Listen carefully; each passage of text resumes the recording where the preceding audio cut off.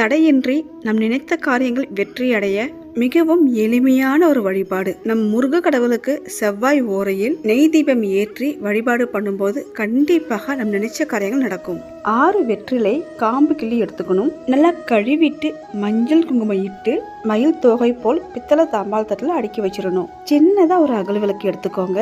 சந்தனம் ஃபுல்லா தடவிட்டு மஞ்சள் குங்குமம் வச்சு வெற்றிலைக்கு நடுமத்தியில அகல் விளக்கு வைத்து நெய் ஊற்றி பஞ்சுத்திரி போட்டு 6 வெற்றிலைக்கான காம்பு கிள்ளணும் இல்லையா, அந்த காம்பையும் அதிலேயே போட்டு நெய் தீபம் ஏற்றி மனமுருகி வேண்டும் போது நினைத்தது நிறைவேறும். இந்த தீபம் ஏற்றுவதற்கு சிறப்பான கிழமை நேரம் பார்த்தீங்கன்னா செவ்வாய் கிழமையில் வருகின்ற செவ்வாய் ஓரையில் ஏற்றுவது மிகவும் சிறப்பானது.